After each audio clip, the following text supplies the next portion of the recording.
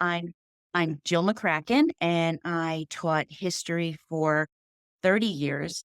And every single year of those 30 years, I taught world history.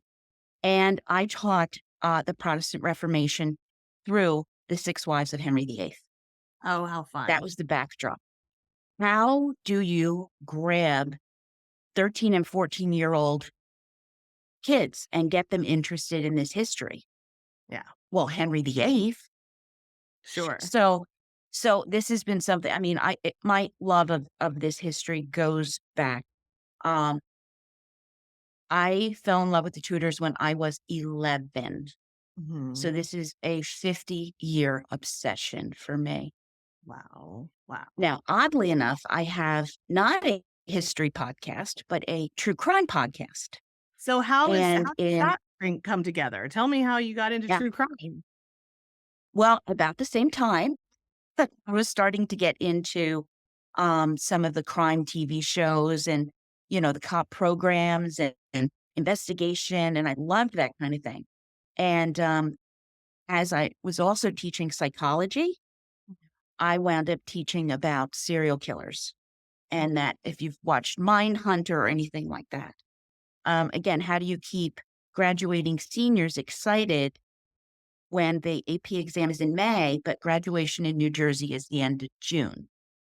Those Right. weeks, you've got to do something that's really going to grab them. And serial killers did, because I had read about serial killers for years too. So the book club, I had my Tudor book club, but I had my true crime book club grow into the podcast. And recently, we had done in my Tudor book club this book that was out on Amy Robsart, The Death of Amy Robsart and Elizabethan Mystery by Sarah Beth Watkins. And we just, it's an hour and a half and it just blew by. And I went, wait a minute, wait a minute. This is a 500-year-old, like, what happened, who done it mystery. I'm going to do this on the True Crime podcast. Yeah. And I did. And so far, it's having a really good reception. I Yeah, wasn't sure. I really wasn't sure. Uh, I but yeah. Mur everyone loves a good mystery. The Murder Everybody Shelf Book Club. the Murder Shelf Book Club. Just so you know, we have a guest Marie popped on too. I had asked a couple of people if they wanted to join. So hi Please join. Marie. Um, Hi, Marie.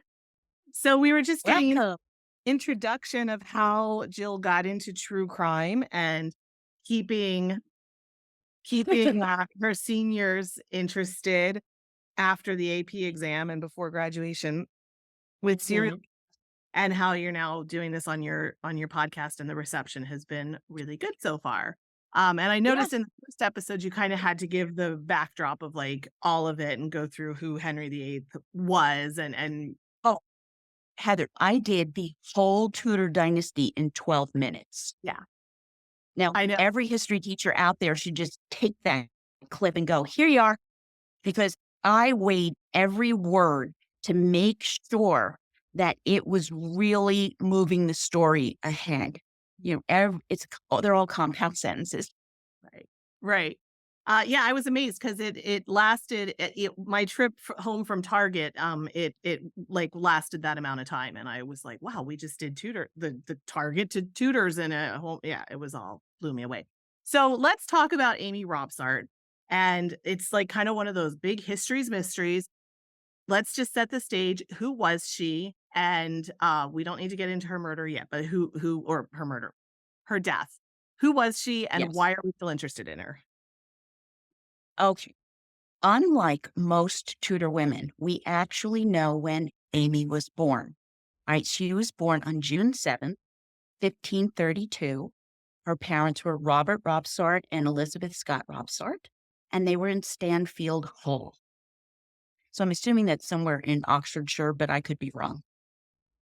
She was the only legitimate child. Her father had an illegitimate son, Arthur, and her mother had been married before, so she had 4 Appleyard siblings, half siblings. And here came Amy. So while she's certainly not of the upper echelon in nobility, she is the heir for her father, and she's it. You don't hear too much about her growing up, which is not unusual for the time period, but she is going to wind up marrying the son of the Earl of Warwick, Robert Dudley. They meet after 1548's Kent's Rebellion. Kent's Rebellion was during the reign of Edward VI. They had changed the land enclosure rules, and the common people felt that they were being denied their privileges and access. So this rebellion kicks off, and the Dudleys are all sent in to quell the rebellion and do whatever, which they do. And what's really strange is this is where Amy's path crosses with Robert Dudley. They fall in love, and they will have what they known as a carnal marriage because they, of course, were lusting after each other like two 18-year-olds only can, right? Well, since he is one of 5 sons, I think he's the 3rd one, I don't think anyone was all that concerned about who Robert was gonna marry, not some big heiress. So I think they were like, He loves her, what the heck, go for it. Yeah, she's got a nice family, she's the heir, okay, fine." And they just went along and they get married. What I fo and jump in anytime you want. What I found was really interesting is they were married, on June 5th, 1550. The day after, his brother, the heir, who is also John, marries Anne Seymour, as in Edward Seymour, Lord Protector's daughter. So King Edward VI is there, lots of nobles are there. They stay over the next day and they see Robert and Amy get married.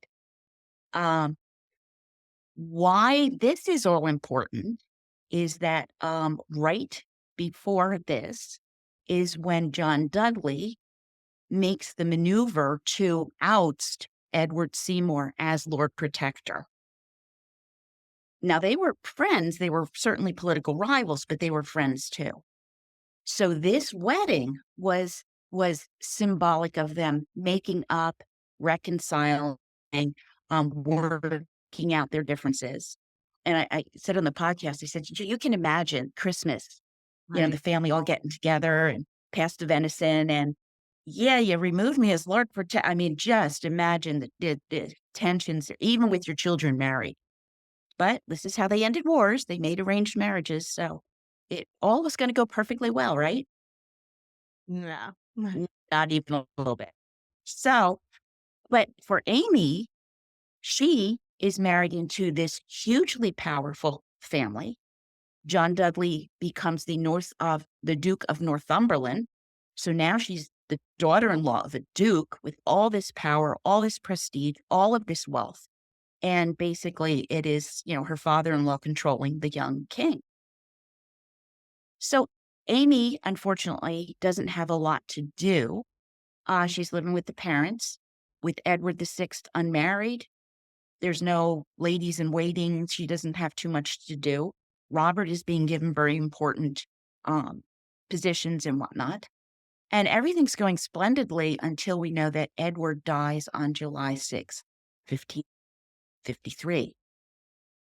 And this is when I think, with Edward's consent, of course, he's a teenager, he's going to die, and Northumberland's plan goes into effect. Mhm. They did not want to lose all these religious reforms that are going on. And what was going to happen, according to Henry VIII's will, is Catholic Sister Mary is going to inherit. And they went, no, no. So instead, Lady Jane Grey, Henry VIII's sister Mary's granddaughter, is going to be queen. That didn't go so well because Mary Tudor did not get the memo and does not cooperate and declares herself queen. And it's over. We call her the 9-day queen. Just didn't work out for her. But the family, Northumberland's family, the Duke of Northumberland, all the sons, Ambrose, John, Robert, Guildford, they're all thrown in the Tower of London. And eventually, the Duke of Northumberland is executed. Jane is going to be executed. Guildford is going to be executed. Everybody else is in the Tower of London. And Mary comes to the throne. So for Amy, this is a huge change. 10 minutes ago, she was the daughter-in-law of a duke. And now she's married into a family of traders. Everybody's in the Tower of London. She is permitted to go visit Robert. Evidently, they were allowed to have conjugal relations while they were there because breeding children, even traders were allowed to breed children, evidently. Um, then you have Wyatt's rebellion takes place, which implicates little sister and heir to the throne, Elizabeth the Protestant. She winds up in the Tower of London. And I don't know how much actual evidence exists that she and Robert were hanging out at the Tower of London, but evidently, like, dinners took place and they bring the most high ranking individuals together. So it's possible that they were together. But either way, Elizabeth and Robert both have this sort of Damocles literally like hanging right above their neck.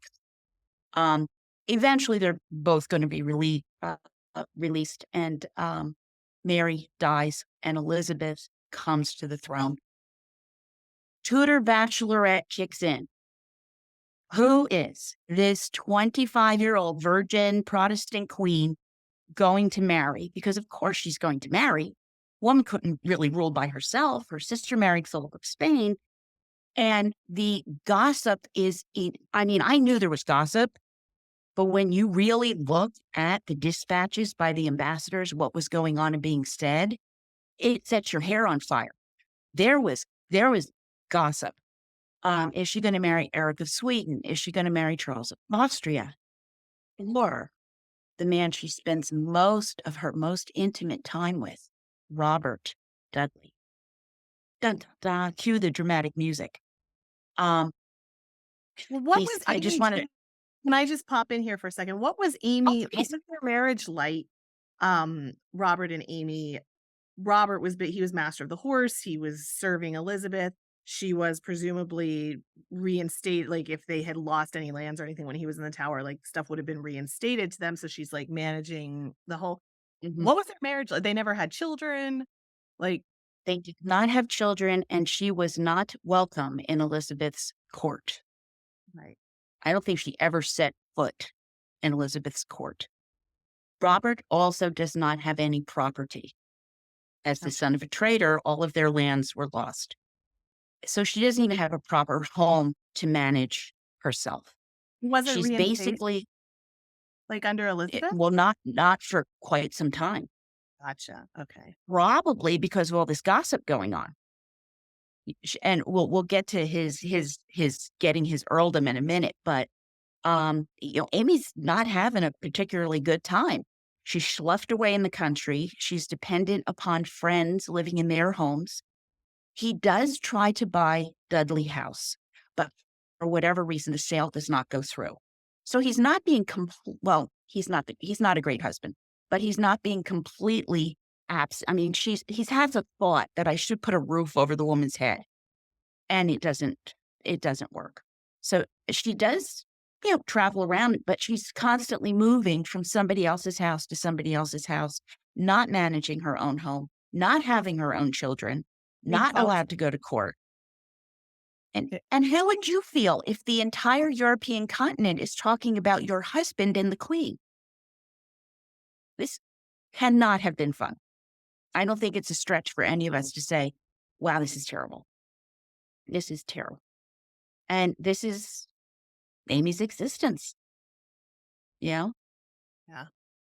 Um, So oh, yeah, yeah, sorry. I interrupted you. So continue on with your narrative. I'm not going to read a lot of quotes to you, but I did want to share this one because I really think it's really characterizes a lot of the situation. So this is the Spanish ambassador. He writes a dispatch and he said, Elizabeth I has moved Dudley into the apartment next to her own and spent her days in his company, and it didn't go unnoticed. It is generally stated that it is his fault the queen does not marry, and that she is playing with fire if she marries the said my Lord Robert. She will incur so much enmity that she may one evening lie down herself as Queen of England and rise up the next morning as plain Madam Elizabeth. It's a marvel that he has not been slain long ere this. Hmm. So people want this guy dead. All right, this is not a popular relationship. but she's very, very close. They have that bond of sheer terror that ties them in. And let's face it, he's a good-looking guy. Okay. He's very personable. Her companion, Cat Ashley, who was with her just about her whole life, tells her, "You better knock it off. There's all this slander and everything going on." And Elizabeth kind of blows her out of the water. And she's like, "I am with my ladies every night. How can people speak so poorly of me? And you know what? If I want to do something, there's nobody that can tell me I can't." Uh, So she's not loving the gossip either, but she's not kowtowing to it. Um, Are there rumors at this point about like Robert's married, so she's not gonna marry him because he's married. So there are rumors about Amy and what might happen to her?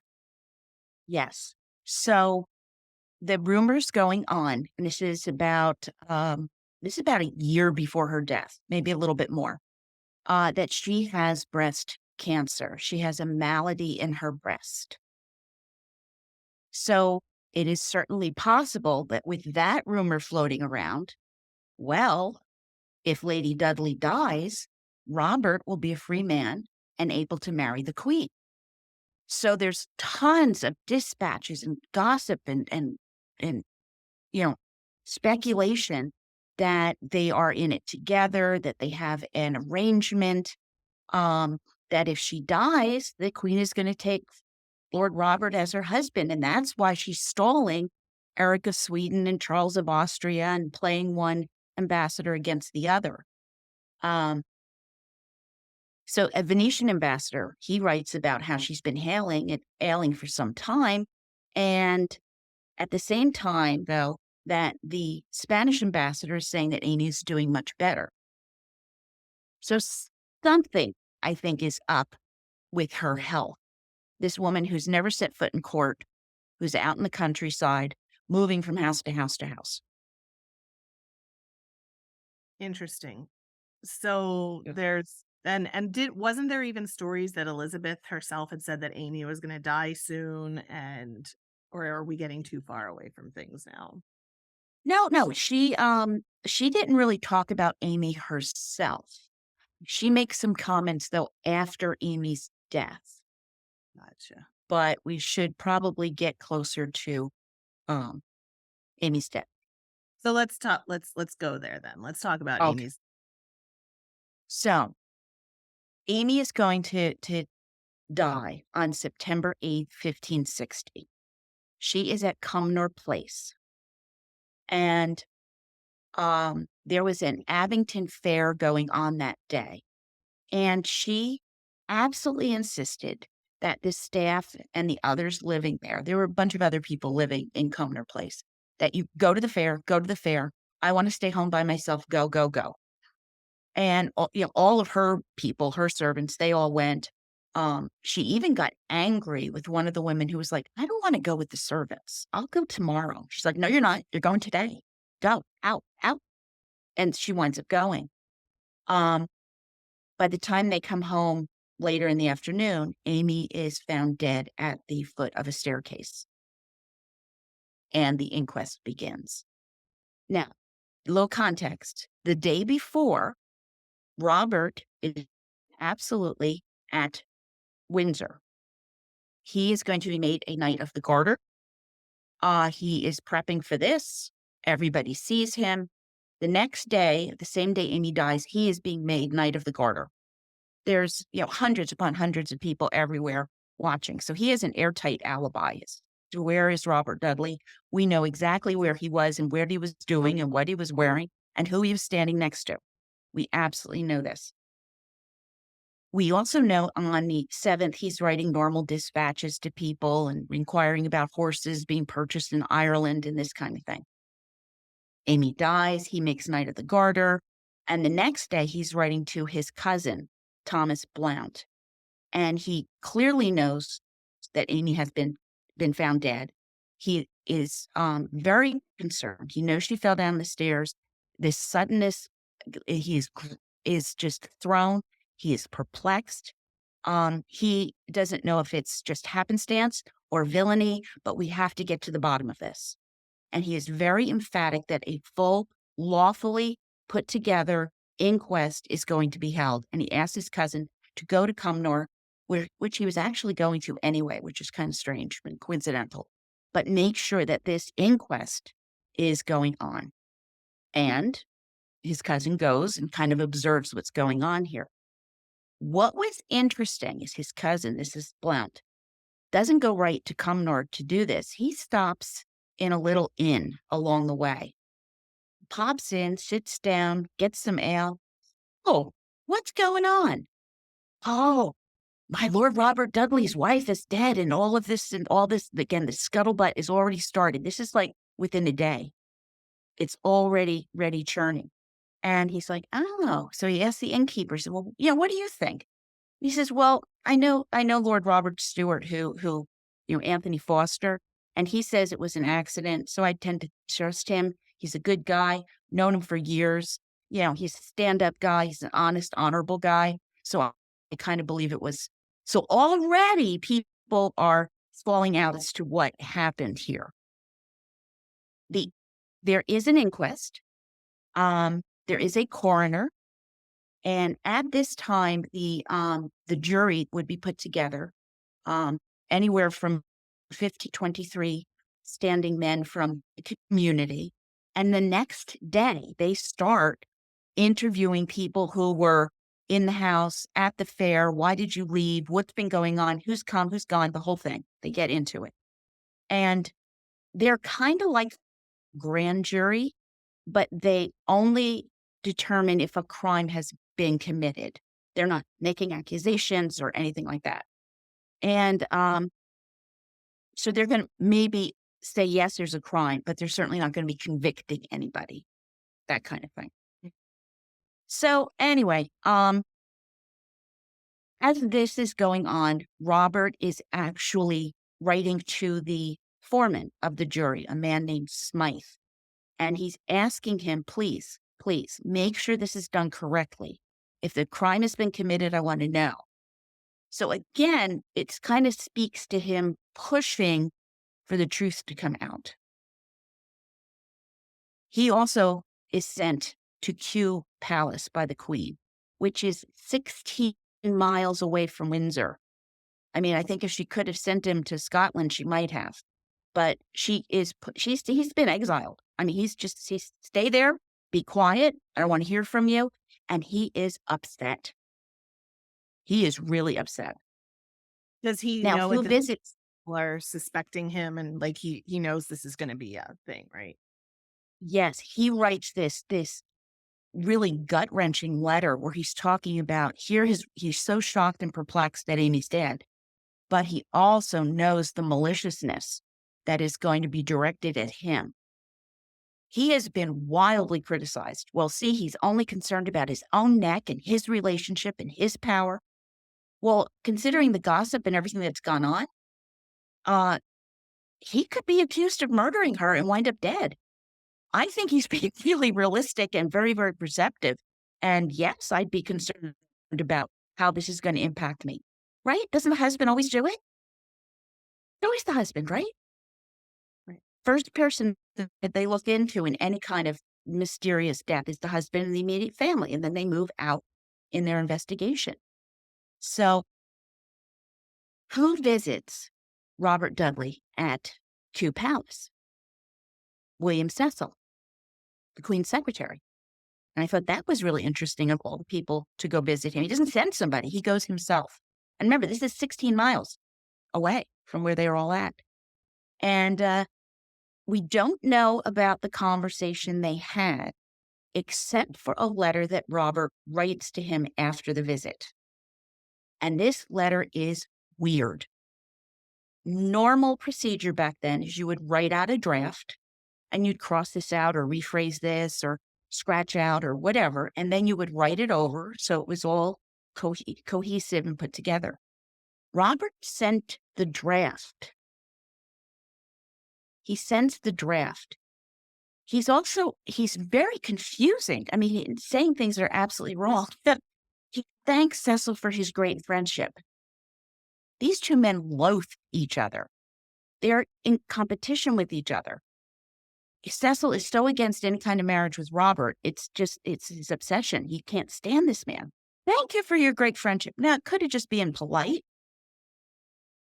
but wow, that's like still like slimy. I mean, it's terrible. He says, I hated to have you here, but I would welcome your visit. You what? I mean, maybe he's just being polite, but that's really awkwardly put as well. He also tells him that this whole thing has to be a dream. He feels like he can't wake from a nightmare, which really tells you a lot about his mindset, which is why I think he wound up sending a draft rather than writing it over. And he asked Cecil, please don't forget about me since I'm off in exile. Well, does he think that Cecil is going to intercede for him with the queen? Cecil wants him to stay in exile. You know, he'd send him to France if he could. The last thing he wants is him sniffing around Elizabeth. So it's very strange. And I think it really tells us that this really, really confused and baffled and upset him. Hmm. And what do we know Not about Elizabeth's reaction to all of the this too? who's the Elizabeth's queen. reaction. Yeah. So she is out hunting. And when she comes home, she has word that Amy is, the way she phrases it, is dead or near dead. And she's speaking to, again, one of the ambassadors happened to be in her entourage. And she's like, shh, shh, please do not talk about this until I make the announcement, because I have to announce this to the court. And the ambassador didn't say anything, and she makes the announcement, and everybody dons black in memory of the woman she never let set foot in court and would not ever put eyes on. So that was the queen's reaction. But that's interesting that she knew something happened. She didn't have the details because there was never and nearly dead. She was just dead. You know, broken neck, staircase, done.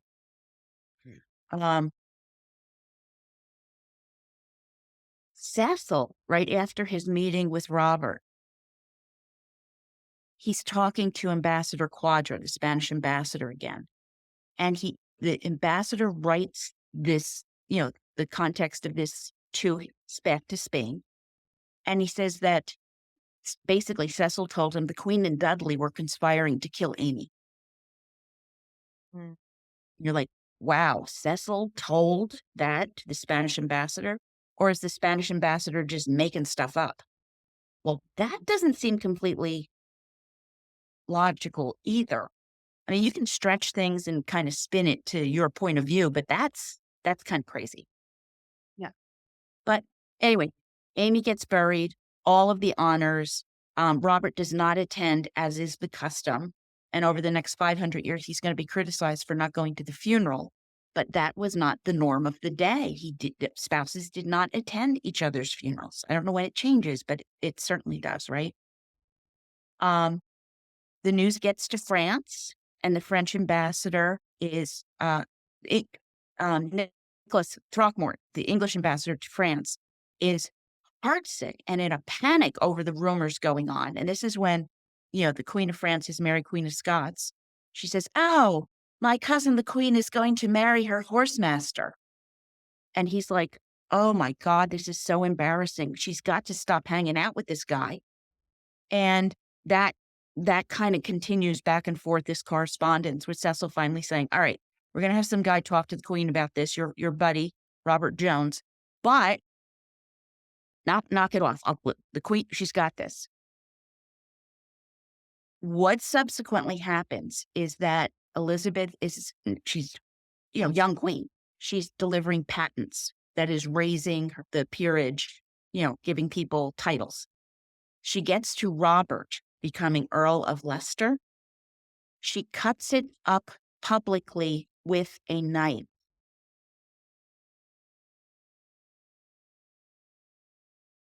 Yeah. I think she was making it very clear. He's in exile. He's not in court. And until we know what's going on here, he doesn't get an earldom. It's not happening. And that is genius, actually. I mean, she knew exactly what she was doing. This is Elizabeth. Yeah. Now, the jury comes back and they say, okay, 15 local men, upstanding. It is an accident. She fell down the stairs. She injured herself, snapped her neck, and it's an accident. And the way it worked back then, they had these courts of SIs, which would rotate from county to county to county and listen and make judgments in civil and criminal court and things like this. And then they would, you know, return the judgment to the crown. Well, 11 months later, this verdict is actually delivered because the size court came back and it's registered. And all of this information is lost until 2008 because it was in the 1561 files at Kew Palace in their archives and not the 1560 files. Oh. But they finally get a hold of these documents, and in these documents are the autopsy report of Amy Dudley. Well, she fell down 8 steps, which doesn't seem like a lot. It was broken by a landing. This is called a circular newel staircase. And she fell down and broke her neck, but she also had 2 head injuries. One a thumb deep, one 2 thumbs deep. Now put your 2 thumbs together. That's a skull fracture and into your brain from the fall down the stairs. She has no other bruises on her body, no other injuries, no bruises, just these 2 head wounds and the broken neck, and no blood is mentioned. The word the coroner used was Dytnes, Dyntes, Dytens. But that word at that time means a wound from a blow or violence. So you wonder why we've been wondering for years and centuries, like what really happened here. Yeah. So Well, I don't want was you it to an accident? I don't want you to give that away because I want people to listen to your podcast and hear what you decide out of that. So we should Well, leave y- on a cliffhanger. yeah, well, accident, suicide, or murder. I definitely have an opinion. I root it in anytime I do anything like this. I try not to just speculate and say, oh, well, somebody just came in and pushed her.